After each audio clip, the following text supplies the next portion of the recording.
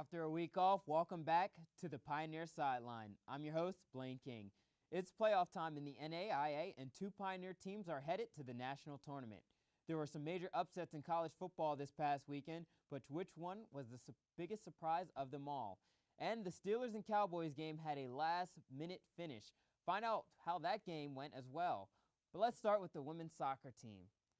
1 month ago, the women's soccer team had a record of 2-6-2. Their fortune wasn't looking up, but they did finish the season strong with a 6-1 record, getting into the River States Conference tournament. Megan Masiosi is here to discuss what happened in the tournament with the women's soccer team. Well, Blaine, what a week the women's soccer team had. Wednesday night, the Pioneers took on Asbury University in the semifinal game at Highmark Stadium, and oh, was it a game. The first half was a defensive battle between the teams, with neither team taking the lead, but there were many close chances for both sides to earn a goal. In the second half, Asbury scored first in the 51st minute. Time was ticking away, and the Pioneers put together an offensive push, and freshman Nikki Poulins ended up scoring the tying goal for the Pioneers in the 80th minute.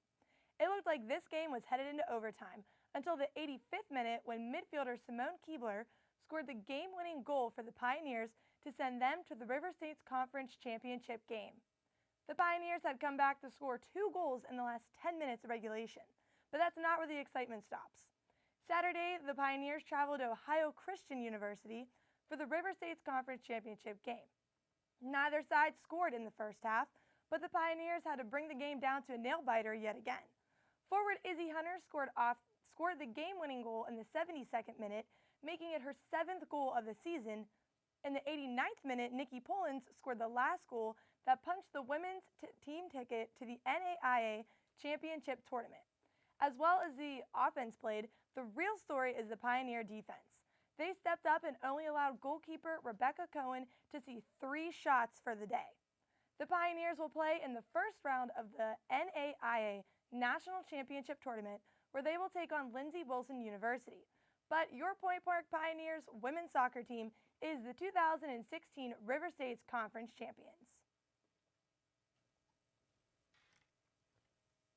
Megan, this team's defense has been the backbone over this last half of the season. And is it possible that this defense can continue carrying them to their first NAIA tournament win? The defense has really stepped up, like you said. However, earlier in the season, they were 0-5-1. And that was non-conference. Once they can really only beat their conference teams. As soon as they get out of conference, they face the harder teams, and they don't do as well. Their record shows they were 0-5-1, and Lindsey Wilson is number 2 in the nation. So I believe the Pioneers will be one and done in the tournament. All right. Thanks, Megan. Now we're going to flip the script over to the men's soccer team, who had to hit the road for the River States Conference tournament. Josh Krupp is joining me in studio with the details. Hey Blaine, I'm going to play Debbie Downer here and give you the bad news. She had the good, I have the bad. So let's reflect on this men's soccer season because I'll spoil the ending. It's over. The Pioneers ended the season with a 9-8-1 record and a record that really did not reflect how much talent was on this team. Their season ended last week in the River States Conference tournament. It ended against the Midway Eagles, and the Pioneers were seconds away from forcing overtime. And when I say seconds, I mean 2. With 2 seconds left in regulation, Midway's Joe Jessup scored a goal from about 30 yards out. Manuel Pidger, the freshman goalkeeper for the Pioneers, had no chance. It was a goal that Point Park coach Jeroen Walstra called one of the best he has ever seen in college soccer. And if you know Jeroen Walstra, you know he's been around for some time. So Midway sends the Pioneers home in the first round of the River States Conference tournament. They eventually lost to West Virginia Tech, who eventually lost to River States Conference champion Rio Grande, who now tries to defend its national tournament title. So what will we remember this season for, Blaine? We'll remember it for really 3 things. 1, the lack of discipline. We saw a lot of red cards, a lot of yellow cards that forced some players to sit out for some games. Some crucial games. We saw a lot of lucky goals from the other teams. We saw a lot of just misfortune, so that's 1. 2, we'll remember it for its heartbreaking losses. 3 of them coming in overtime. 1 of them against the same Midway Eagle team that defeated the Pioneers in the conference tournament. A 1-0 loss in the regular season, too. Pioneers also fell to Asbury and Brescia in the regular season, 3 games that they really should have won. Who knows how the script would have read if the Pioneers were able to get a couple more conference victories. So that's 2. 3, this team really didn't live up to its challenge. It didn't live up to the hype, I guess you could say. 3 players on this team, some of the best in the conference. Paul Carr, all-conference first-team defender. Alan Ramos, all-conference second team. Freshman Manuel Piger, the goalkeeper for this Pioneer team, also all-second conference. When you get 3 of these best players in the conference and you can't make anything show for it, Blaine, it's disappointing, it's upsetting, and it's heart-wrenching, especially that last loss. But the Pioneers can take any lesson, I guess, from the real world of sports, just like the Chicago Cubs did for 108 years. We'll say maybe next year.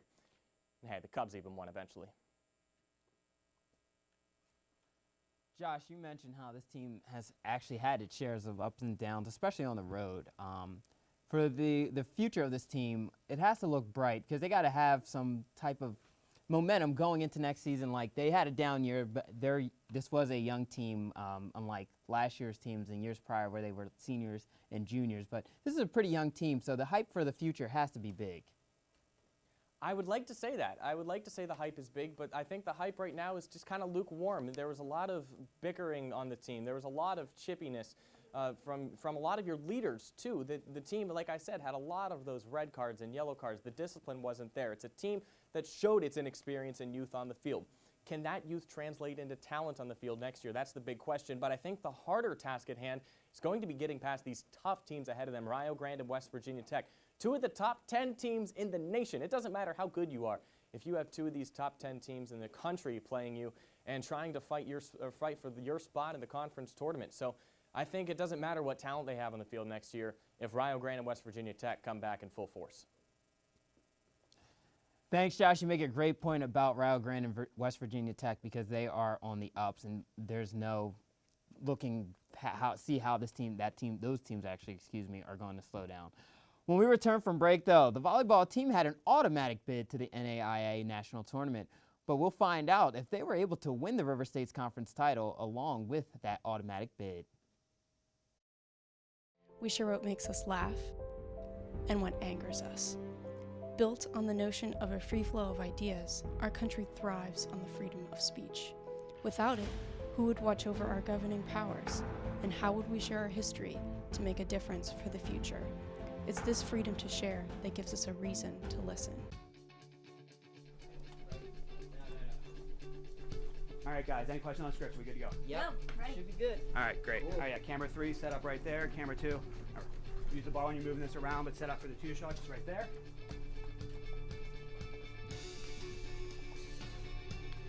Weather, how we doing?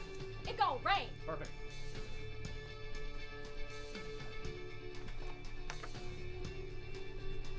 Welcome back to Daybreak. I'm Sarah Mackin with your The real host, Adrian Billon, was seen snuggled up. All right, prompter. We got everything in. We're good to go? Key Pro, everything loaded. We're good to go? All right. Tyler, any questions? That shot looks fine. 3, 2, 1. Bring up camera 2. Open mics. Cue talent. Good morning and welcome to Daybreak. I'm Blaine King. Thanks for tuning in. I'm Aubrey Henkin. And I'm Aaron Myler. And this is Entertainment on Point. Beyonce has surprised us again. Kanye West just tweeted. This was a huge weekend at the box office. A fan favorite TV show just got canceled. Guess what band is coming to the city? And the award went to... But did you see her engagement ring? Her outfit was awful. I would fire her stylist. Tune in for all of your Hollywood gossip and pop culture news. Entertainment on Point. Get to the point of pop culture.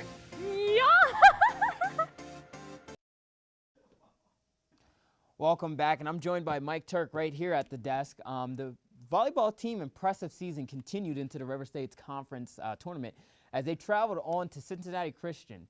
So, Mike, I know you had the call in that game for those games that the Pioneers were supposed to be a part of. Can you give us what happened in the River States Conference tournament at Cincinnati Christian? Well, Blaine, Point Park traveled to Cincinnati Christian University for the River States Conference tournament this past weekend to play as the #1 seed in an 8-team single elimination tournament. The Pioneers played the first game of the weekend against the host team themselves, Cincinnati Christian. And the Eagles soared to a 5-set upset over the heavily favored Pioneers. It started out with the Eagles winning the first set 25-20.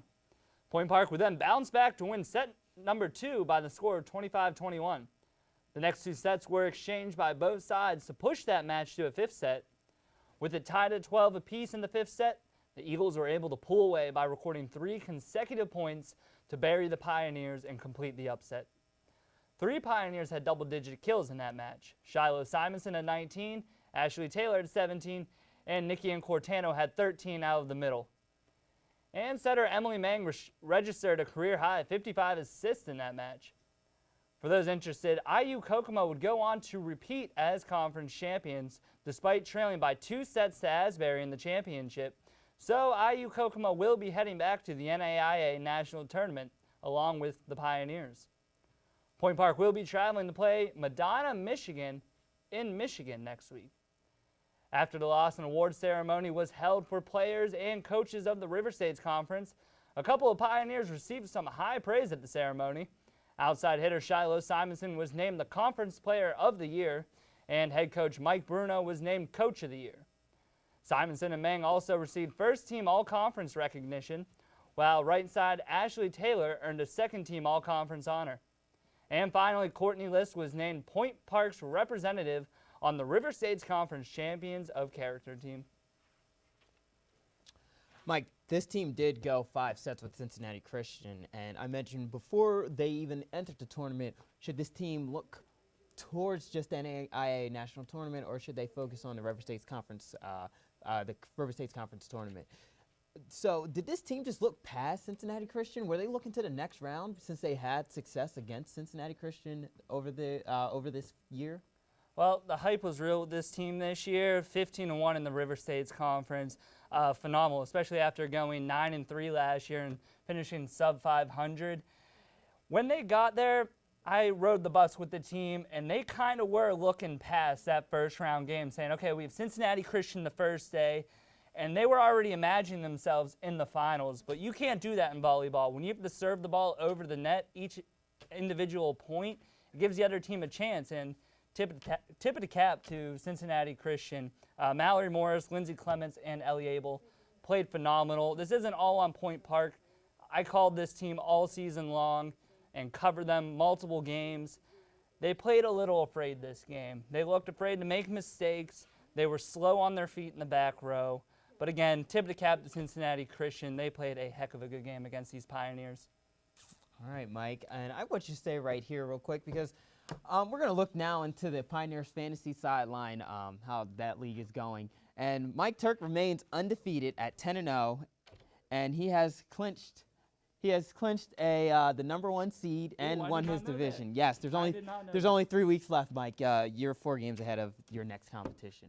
But speaking of Mike's division, Ashley, she remains at 6-4. She's on a bit of a hot streak. Tyler, Trevor, and Paul are all 4-6, looking to kind of catch up to Ashley because as of right now, it's looking like Mike and Ashley will be making the playoffs from that side of the division. I got Ashley this week for playoff preview. As for me, though, I'm sitting at 6-4 on a 3-game losing streak, so I'm not too happy about that. Josh Krupp had a big win against me thanks to LeGarrette Blunt, sitting at 5-5.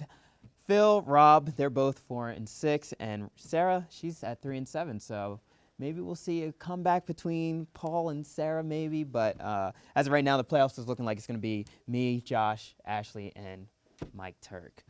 Well, stay tuned because when we return, we will look into how the Steelers and the Pitt Panthers had the most dramatic games this weekend. And the future of one NFL star quarterback is up in the air now. Find out who it is and what team he might be on next year.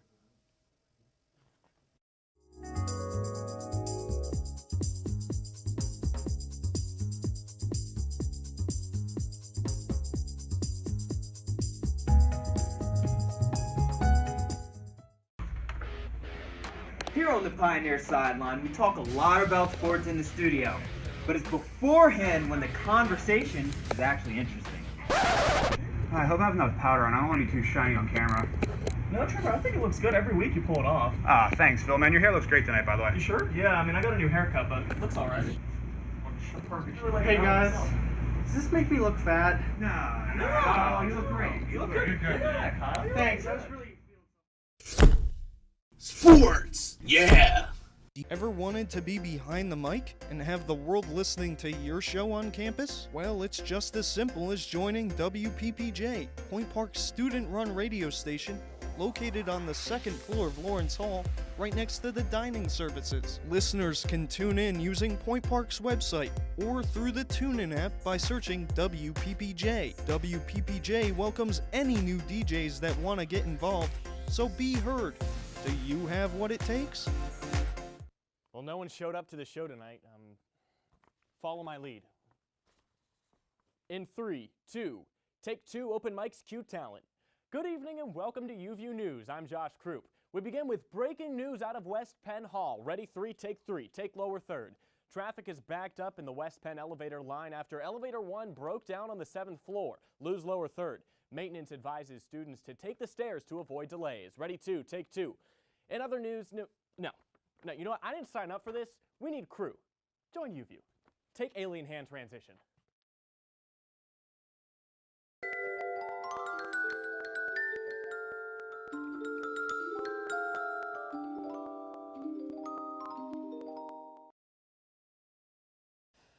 The Pitt Panthers had a tough task this past weekend as they traveled to Death Valley to play the number 2 ranked Clemson Tigers. Sarah Maculin has the story on what happened.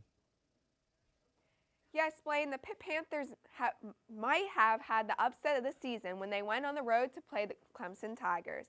Pitt played the then number 2 ranked team in college football to the final seconds when Pitt kicker Chris Blewett kicked a game-winning 48-yard field goal to defeat Clemson 43-42.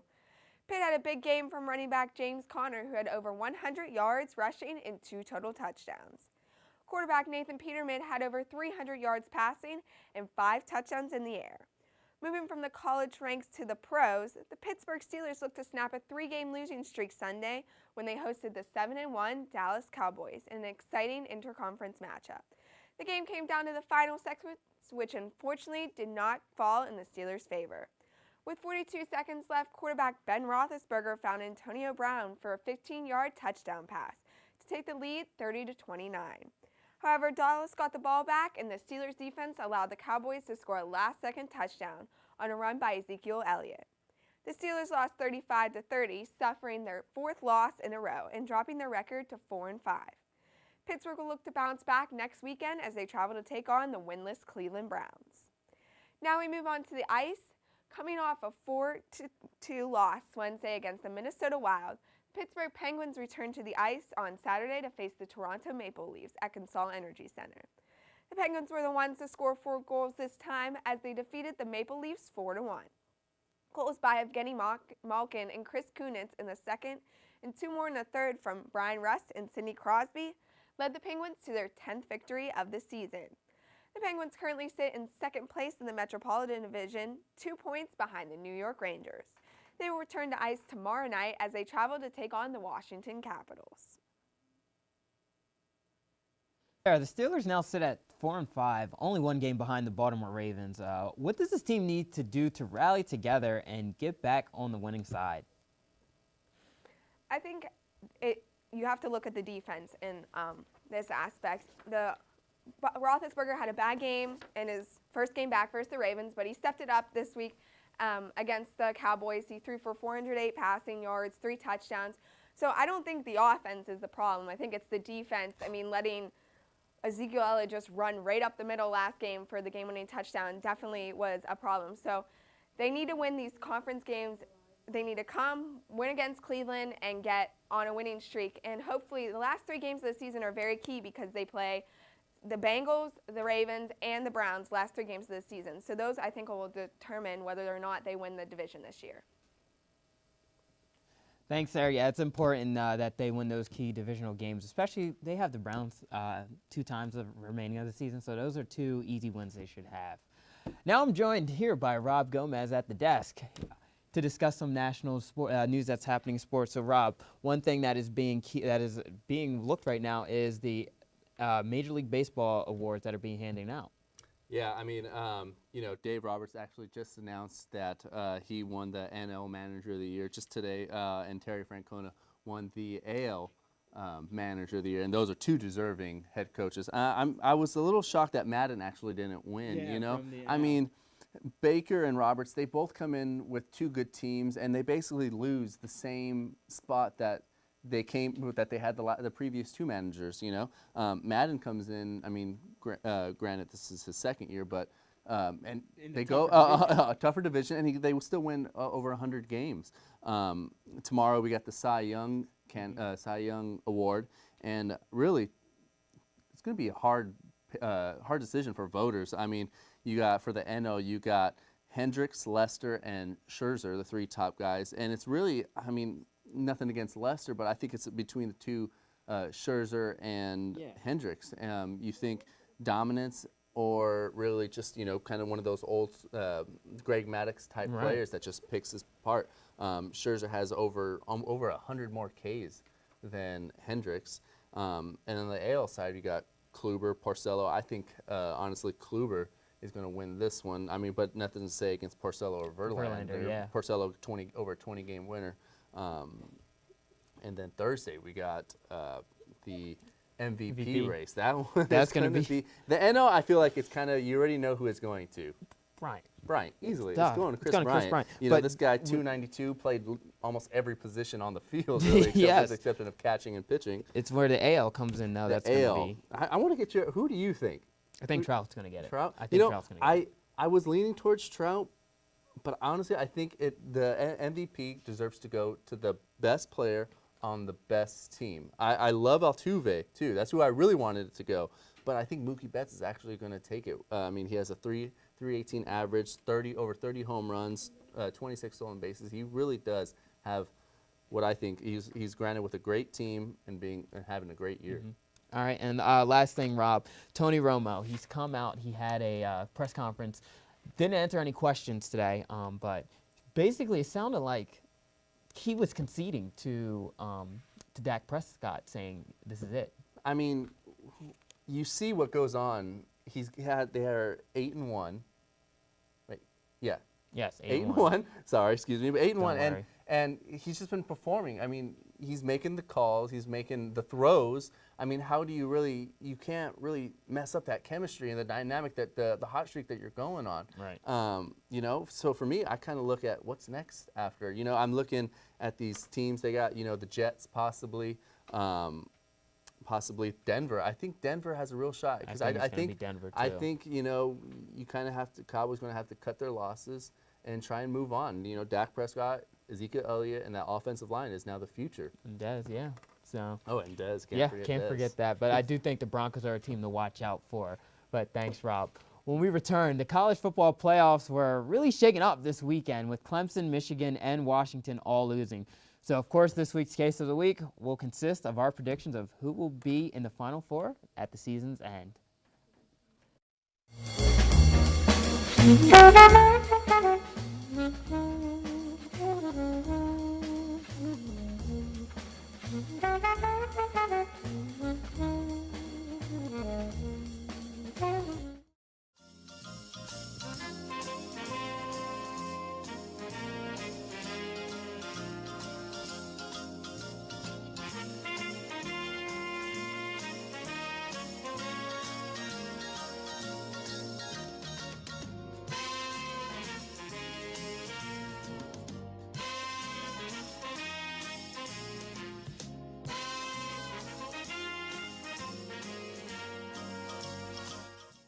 It's been the most unpredictable election in U.S. history.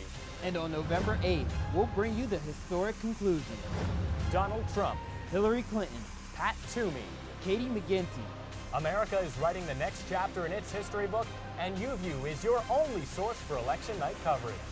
Election Night 2016, live from the Center for Media Innovation, Tuesday, November 8th at 8 p.m., only on UView. Every human being has a purpose, has a dream to have their voices heard, no matter where they come from, no matter where they go. As an American, it is their right to have freedom of speech. I have a dream that one day this message will speak louder than words, that even the quietest voice will not go unnoticed. That is my dream. What is yours? For more information, visit www.freedomofspeechpsa.org.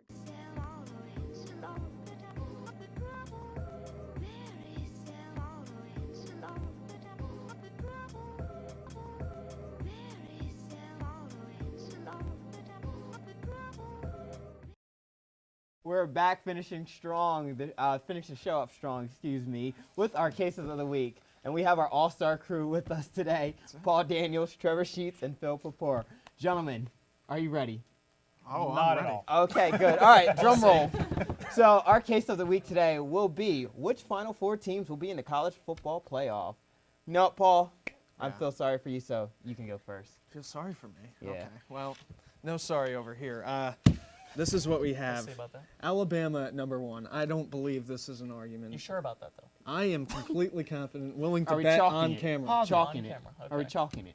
Chalking it. Yeah. Chalk it Yeah, up. I'm already getting that roll chalk tide. dust feeling in my throat a little bit. Oh gosh, bringing back memories of the March Madness episode. Are Hey, we? a basketball. Stay tuned, Mark. Listen though, Alabama roll tide number 1. We all agree. Yeah, I'll give you All that, right. Paul. All right. Okay, that's fair. There's no arguing. I won't argue. Louisville, I got at number 2. Whoa. Okay, okay. Ahead of Ohio State, who's at number 3, and then to top it, Michigan. Trevor. Wow. Those are my 4 Trevor. in All right. that order. I can't say I disagree with too many of those selections. I have something similar to that. I have Alabama as 1. I have Louisville as my 2. And then I have Ohio State as my 3. My 4, though, are the Clemson Tigers. Wow. Yeah. All right, Okay. Phil. Yes, Alabama number 1 on my notes. I write, no question, next Alabama. Roll Tide. Roll Tide. Yeah. Second, Louisville. I also have Louisville. I have Michigan beating OSU, getting into the playoff. And as a surprise, I have Wisconsin sneaking in to the top Really? 4. Wisconsin. Wisconsin. Badgers. Really? All right, so I guess you all agree on 1 and 2, Alabama and Louisville. But then we have 2 Ohio States and a Michigan. Then we have Michigan, Clemson, Wisconsin. So kind of fight it out. Okay, so why Well, Wisconsin? Why Wisconsin, Phil? That's- I'm that- shocked. that's That's puzzling. I like Wisconsin. They play, obviously, they're in the Big Ten. They had a tough stretch midway through the season. They played number 8 Michigan State. Then they went to number 4 Michigan, number 2 OSU. That's a hard stretch middle of the season. At the time, like I said, Michigan State was ranked number 8. Maybe they weren't who we thought they were, but still, they won 30-6. They lose 14-7 to Michigan, 30-23 to OSU in overtime. I like this Wisconsin team. Their 2 losses, yes, they do have 2 losses, but they're against good teams in Michigan and OSU that they did play close. I like Michigan to beat OSU, kind of knocking them back a little bit, and I like Wisconsin to finish out strong, winning their last 2 games and kind of sneaking in. The only issue I have with that is eventually Michigan and Wisconsin are going to meet in that Big Ten championship game. Yeah. And like I said, I mean, So you're saying that if it doesn't matter what the result is, they're both going to make it in either way? I like Wisconsin. Michigan, if they beat OSU, I think they have enough of a record to get in.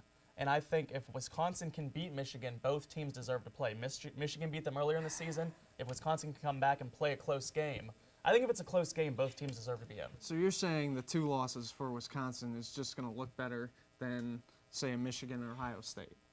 I think I'd like it better than Ohio State, especially if they can get into the big title game with all of that pressure and beat Michigan, a team they only lost to by 7 earlier in the season. Paul, you have Michigan and Ohio State in. They both have to play each other at the end of the season. And supposedly, it seems like you're going to have Ohio State winning, which actually would kind of defeat the purpose because there will be a surprise team, Phil, I think, that could, in the Big Ten, that could sneak their way in.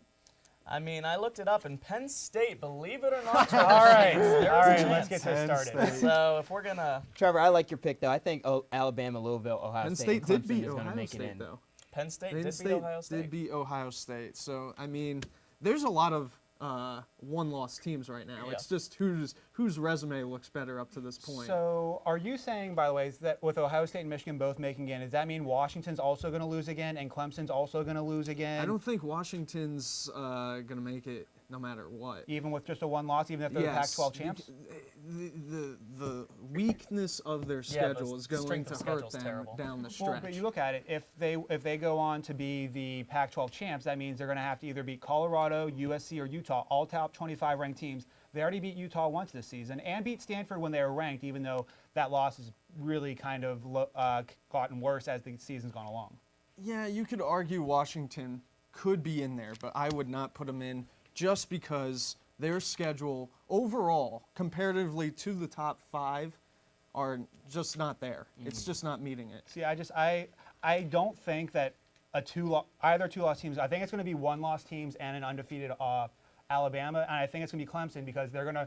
I don't see them losing to South Carolina at any point. I don't see them losing in the ACC championship against either Virginia Tech or North Carolina. Neither team's good enough. I think Clemson will sneak in, and Louisville gets in because they beat Clemson in the regular season. I have to stop this right now, but I do agree. I do like Trevor's prediction. I think it is going to be Ohio State Clemson as the 3 and 4. You all are great on the 1 and 2. Alabama's definitely is in, and Louisville, I think they're going to make it in.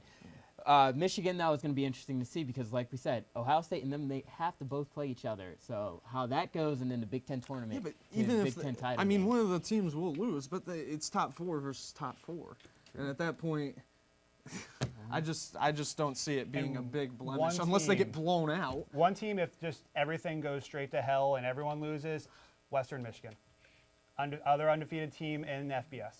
Yeah, there's.